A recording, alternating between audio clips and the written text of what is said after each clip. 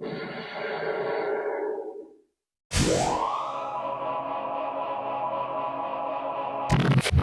and welcome to the Flickstork YouTube channel. Today we're going to be going over my entire James Bond film collection. I finally was able to complete this collection just this week, so let's get started. So James Bond was created by British novelist Ian Fleming in 1953. Bond is a secret agent, 007, working for the British Secret Service MI6. Fleming featured him in 12 novels and 2 short story collections. Since Fleming's death in 1964, 8 other authors have authorized James Bond novels. Fleming's first novel was Casino Royale in 1953. Dr. No was the very first movie that went into theaters in 1962. To date, there have been 27 feature films to feature the James Bond 007 character, 25 of those as Eon Productions, and 2 that were, I guess, independent productions. So what is Eon Productions? Well, in 1961, Albert Broccoli and Harold Saltzman purchased the rights to take the novels and put them into film. Apologize, guys, here. I got a lot of notes because there's just so much James Bond information. This deal, though, did not include the rights to Casino Royale, which had been sold to another producer back in 1954. His name was Gregory Ratoff. Okay, well, Gregory Ratoff passed away, left those rights to Charles Feldman, and then he produced his own version of Casino Royale in 1967. So the legal case for the filming rights to Thunderball went in favor to Kevin McClory. Okay, Kevin McClory had wrote an earlier script with Fleming and Jack Whittingham, who was a scriptwriter. McClory joined forces, though, with Eon Production to produce Thunderball, but McClory did still own the rights, and in 1983, he did adapt that to Never Say Never Again, bringing back to Sean Connery, or bring back Sir Sean Connery, whatever we want to call him, back to star as James Bond. And that was kind of where the name Never Say Never Again went from, because in 71, when Connery left the film franchise, he said he would never play James Bond again. All right, so in February 2025, MGM Amazon did get full creative control of the franchise moving forward, with Eon Productions, Barbara Broccoli, and Michael Wilson stepping aside and giving that control back to Amazon MGM, which it's been like 4 years since we've had a James Bond movie, so I'm sure Amazon's not going to let that sit idle for very long, so we'll probably be getting a new James Bond movie in the near future. But Eon Productions does still have ownership, partial ownership rights to the film franchise. So even though they're stepping out of the production side of things, they're still going to benefit from any movies going forward. All right, guys, so let's get to what we're here for, and that is to check out every single one of these movies. They're only in DVD format, guys. Sorry about that. It took me a long time to get the 25 DVD set together.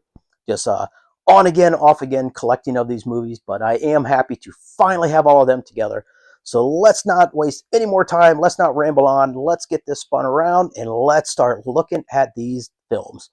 The first movie we're going to look at is Dr. No from 1962. This movie stars Sean Connery in his first appearance as James Bond 007. This movie was directed by Terrence Young, and this had a budget of $1.1 million, and it did make $59.5 million in the theaters. The next movie in the James Bond 007 series is From Russia with Love. This movie was made in 1963, again starring Sean Connery, and again directed by Terrence Young. They did double the budget for this movie at a $2 million budget, and it made $79 million worldwide in the theaters. And the third movie from the James Bond 007 series is going to be Goldfinger from 1964, again starring Sean Connery, this time directed by Gary Hamilton, who would direct 4 Bond films overall. This had a budget of $3 million, and this was the first Bond movie to make over $100 million in the theaters at $125 million. The fourth movie in the 007 series is Thunderball from 1965, pairing Connery and director Terrence Young back together again. This movie had a $9 million budget, and it made $141.2 million in the theaters. You Only Live Twice. This is movie number 5 in the James Bond 007 series. This movie came out in 1967 with Connery appearing for what he thought was going to be the last time. Director Lewis Gilbert was on board for this movie, and he would direct 2 other James Bond films. This had a $9.5 million budget, and it made $111.6 million. On Her Majesty's Secret Service. This movie came out in 1969 and featured George Lazenby as James Bond. This would be the only time that he played this character during production. He did make it known that this was going to be his one and only time that he was going to play the character James Bond. This was directed by Perry.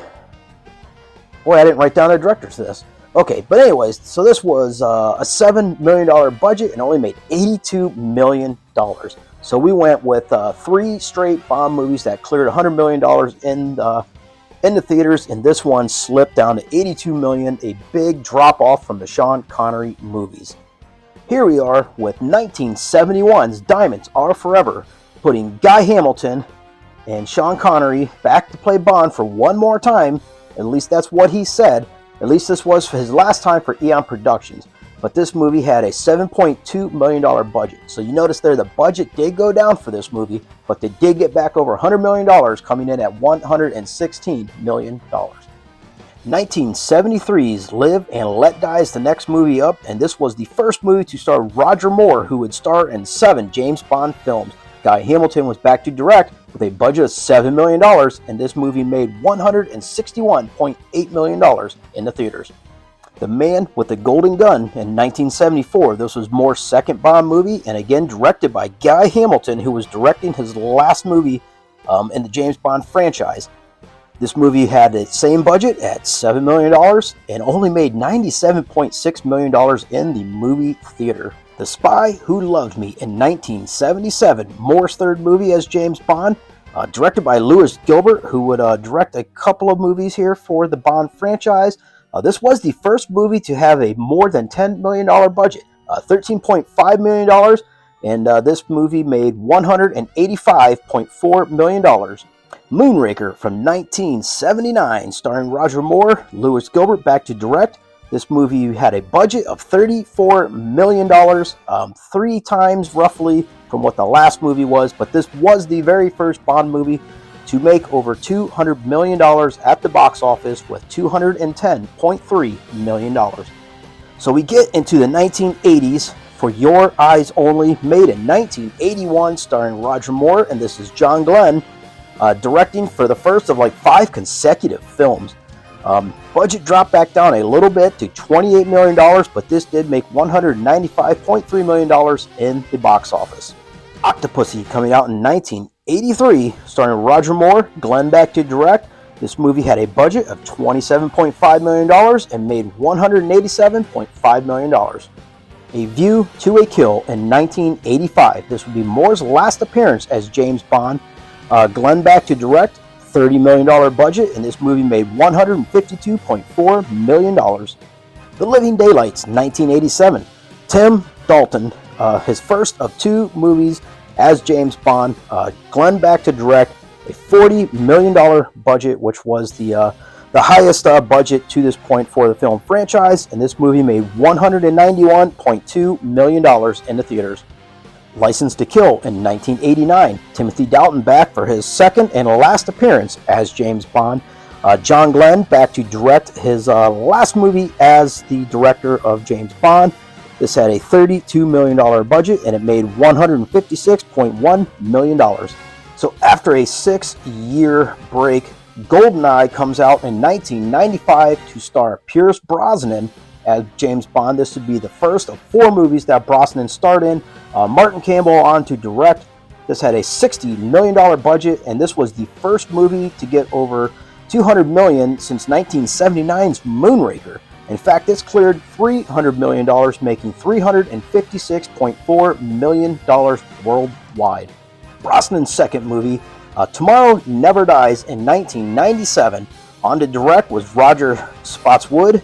$100 million budget. This is the first that the budget was over $100 million for this franchise, and it made $339.5 million. 1999's The World Is Not Enough, starring Pierce Brosnan, Michael Apted was on to direct, had a budget of $135 million and made $361.7 million.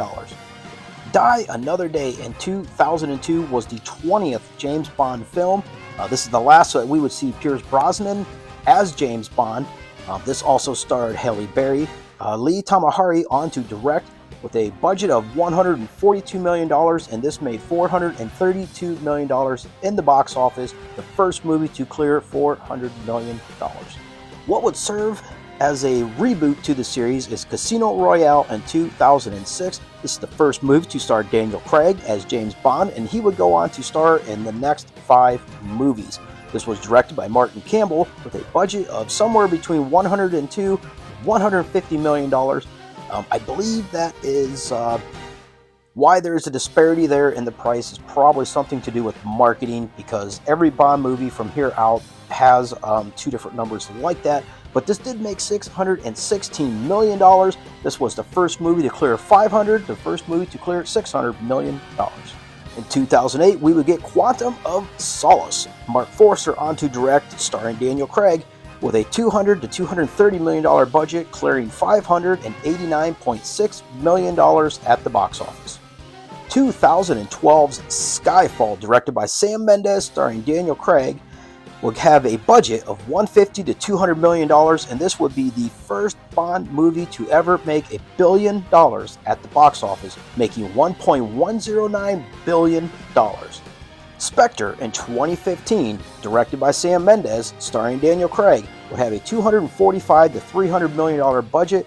This movie made $880.7 million in the box office. No Time to Die in 2021 would be the 25th James Bond movie and the very last that has come to production at this time. This is the last time that we would see Daniel Craig as James Bond. This movie was directed by Cary Joji Fukunaga. This movie had a $250 million to $301 million budget, and this movie made $774.2 million at the box office. I really hope that you guys enjoyed this look at all 25 of the Eon Productions James Bond films. I think at some point I will pick up the original Casino Royale and Never Say Never Again, just to have all 27 films that were ever created featuring James Bond. I think that'd be really cool. I do know that MGM, Amazon does have the rights to that, so they should be available. Anyways, I'm looking forward to see what Amazon, MGM does with this franchise moving forward. Hopefully we don't get a bunch of like prequels and spin-offs. Hopefully they hold to the tradition James Bond franchise and we get some good quality movies going forward. Whatever that first one is, I can guarantee you that I'm going to make every effort to be there on opening night, because I love going to movie theaters and I love a good James Bond movie. Anyways, I hope you guys enjoyed this. Please leave me a big thumbs up if you did. Leave a comment down below. Let me know, what is your favorite James Bond movie? If you're new to the channel, I hope that you consider subscribing, and I'll see you guys next time.